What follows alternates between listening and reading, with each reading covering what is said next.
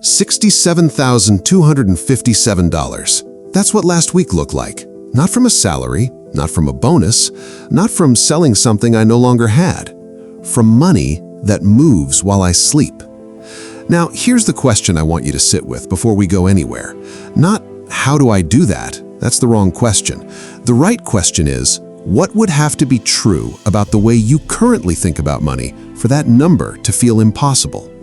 Because I promise you, at some point in the next 15 minutes, something I say is going to feel uncomfortable. And that discomfort, that specific friction, is the location of your ceiling. Stay for it. Here is the lie. Not a mistake, not a misunderstanding, a deliberate, structural, generational lie that was handed to you before you were old enough to question it. It sounds like this: work hard, save carefully, retire at 67, and enjoy whatever years you have left. That's not a financial plan. That's a consumption schedule. You consume your youth, your energy, your best hours, and in exchange, you receive permission, at the end, to exist without obligation.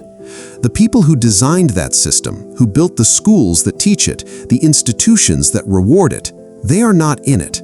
They never were. And the proof is sitting right in front of you. You already know people who are not in it. You've seen the channels, the accounts, the people your age or younger who seem to have figured out something you haven't. The difference isn't intelligence, it isn't luck, it isn't connections. It's a single concept, and once it lands, really lands, you cannot unsee it. Your time has a ceiling, your money does not. That's the whole thing. Every income stream I'm going to walk you through today is a different door out of the ceiling. Some cost money to open, some cost time, some cost the willingness to look stupid for 6 months. I'll be specific about the cost of each one so you can choose based on where you actually are, not where you wish you were. Let's go. Door 1, the one that requires the most money but the least of you.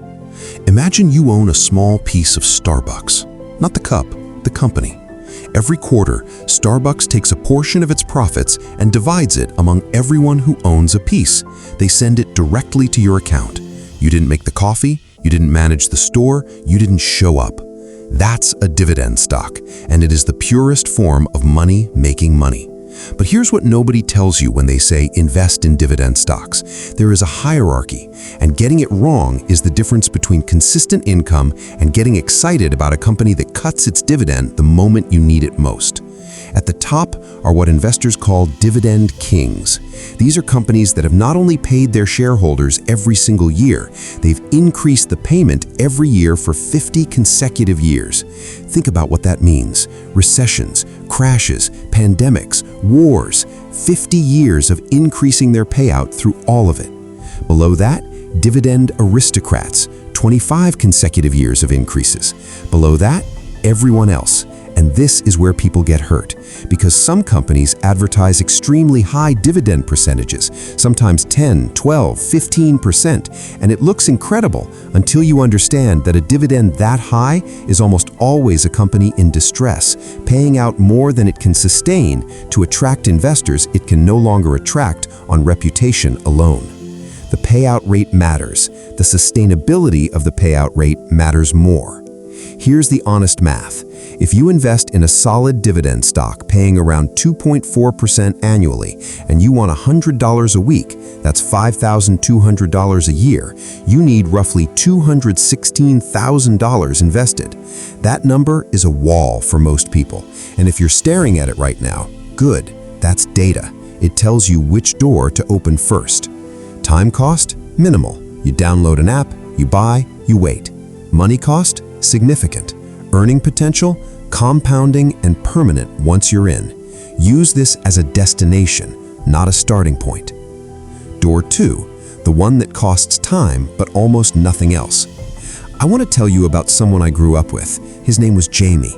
Brilliant with dogs, I mean genuinely gifted. He could take the most unhinged animal you'd ever seen and within an hour have it sitting calmly at his feet. And he was broke. Not because he lacked skill, not because he lacked clients, because the model he was using to deliver his skill had an invisible ceiling built into it. He had 2 hands, 24 hours, and a local area. The moment he stopped working, the money stopped. every hour of his life he wanted to sell, he had to be physically present to sell it. Now here's the question that changed how I think about every skill I have or anyone around me has. What if Jamie never trained another dog in person, but sold the knowledge of how to train a dog 10,000 times? That's a course, that's a manual, that's a membership community, that's a digital product that exists once and sells indefinitely. The internet didn't just change marketing, it abolished the ceiling on skilled people. The process is this: identify what you know that someone else desperately wants to know. Package that knowledge into a format they can consume without you being present. Put it somewhere they can find it, then make noise until they do. The noise part is where most people give up, because making noise means making content, and making content means being seen, and being seen means being judged, and being judged is uncomfortable enough that the majority of people choose obscurity over this comfort. That's not a skill problem, that's a tolerance problem. And the good news is that tolerance is trainable. Start with whatever format costs you the least in terms of fear. Written posts, a podcast, short videos. The format is not the barrier. The decision to begin is. Time cost, high up front, nearly zero once running. Money cost, close to nothing. The window to $100 a week, faster than almost any other method here if you commit fully. Door 3, the one the old media spent decades making sure you didn't know existed. For 60 years, a small number of companies controlled who got to speak to millions of people. Television networks, radio stations, print publishers. They decided whose voice got amplified and whose stayed local. And the business model, advertising, generated billions of dollars annually that the public never saw a single dollar of. Then YouTube opened a door, and then TikTok and Instagram and Spotify. And suddenly, anyone with a phone and a perspective could reach an audience that 3 years ago would have required a network deal and a PR team to access. The traditional media did not celebrate this. They still don't. Every time a creator gets scrutinized, every time an algorithm change gets covered as a scandal, every time someone says, "I don't trust what I see on social media," ask who benefits from that distrust: the people who lost the monopoly. Here's the thing about content that nobody says plainly enough. Every video you make is an asset. It sits on the internet while you sleep, while you travel, while you're doing something completely unrelated, and it earns. From ads, from sponsorships, from affiliate links in the description, from people who find it 3 years from now and click through to something you built. A single video that performs well is not a moment. It's a small, perpetual income engine. The brutal truth about why most people fail at this is not the algorithm. It's that they make content that isn't good enough and refuse to hear that feedback because the people closest to them won't say it. Get honest feedback, not from people who love you, from the audience, which will show you through clicks and watch time and comments exactly how good your content actually is. That data cannot soften the truth to protect your feelings.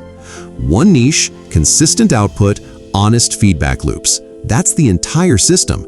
Time cost, the highest of anything on this list. Money cost, nearly zero. Earning ceiling, genuinely unlimited, and has made more people wealthy in the last decade than almost any other vehicle here. Door 4, the one that turns your judgment into an asset. Picture yourself sitting across a table from someone who has built something real, a business with traction, with customers, with a product that works, but they've hit a ceiling on their own. They need capital, they need expertise, they need a partner. You have money, or you have expertise, or you have both. Private investing, angel investing, early stage equity is the vehicle where your judgment about people and businesses becomes the investment itself. Here's what most people don't understand about this model. The risk isn't random, it's concentrated in your ability to evaluate. A bad investor sees 10 deals and loses on 9. A skilled investor sees 10 deals, passes on 8, and wins big enough on the 2 they chose to cover everything. That skill, deal evaluation, is learnable. It comes from reading financials, understanding unit economics, asking the right questions about exit strategies and dividend structures, and most importantly, from doing the reps. Your first investment will teach you more than 100 books on the subject. The Ryan Reynolds model, find an undervalued brand, take a small stake, use your audience to drive value, exit when the multiple is right, is not reserved for Hollywood. The structure scales down to any person with an audience, a skill set, or a network that can move the needle for an early business. If you're investing money you can afford to leave locked up and you find someone building something real, this is one of the most asymmetric opportunities available to a private individual. Time cost? Moderate. The due diligence is the work. Money cost? Variable. I've put in $1,000 and I've put in $100,000. $100 a week? Achievable if you negotiate intelligently and add genuine value to the businesses you back. Door 5, the one hiding inside things you already love. Someone I know sent a link to 30 friends one afternoon. By evening, she'd made $300 from her phone, sitting in bed. She wasn't running a business, she wasn't selling anything she created, she was recommending something she genuinely used, and the company paid her every time someone took action on that recommendation. That's affiliate marketing, and the reason it works, the reason it has worked before the internet existed when it was just called referrals, is that trust is worth money. When someone you trust tells you a product changed something for them, you buy it. The company knows this and is willing to share the profit with the person who made the introduction. The trap most people fall into with affiliate marketing is treating it like an advertising channel rather than a trust channel. High-performing affiliates don't blast links. They build audiences that trust their judgment, and then they selectively introduce products that genuinely serve that audience. The payout per click is small. The payout per loyal audience member, compounded over years of recommendations, is substantial. Every platform you can think of, Amazon, software tools, financial products, physical goods, has an affiliate program. Most are free to join. Most pay between 5 and 50% of the sale value. The work is building the audience first. The passive income comes after the audience trusts you. Time cost? Moderate. Money cost? Zero. $100 a week, realistic within months if content is already running. The two paths, content and affiliate, compound each other. Door 6, the one that turns a problem you notice into something that outlives you. My closest friend is a multi-millionaire. He doesn't work most days. He spends more time traveling with his wife than he does at a desk. And it all started because he noticed something annoying. Large membership organizations, professional associations, sports clubs, alumni networks had no clean way to manage their member data. The software that existed was clunky, outdated, or built for businesses rather than communities. He saw the problem. He couldn't code. He found someone who could. Together, they built a solution. At first, they sold it as a one-time purchase, and it was fine. Then they switched to a subscription model, a monthly fee per organization, and the math changed completely. Instead of needing to find new customers every month to pay the bills, existing customers renewed automatically. Revenue became predictable. The business became sellable. He sold it. Multiple millions. Here's what I want you to understand about building digital tools. The technical barrier is no longer the barrier. With the right collaborators and the right problem, the ideas person is often more valuable than the coder. The person who can clearly articulate what needs building, why the customer will pay for it, and how to iterate based on real feedback, that person is not replaceable.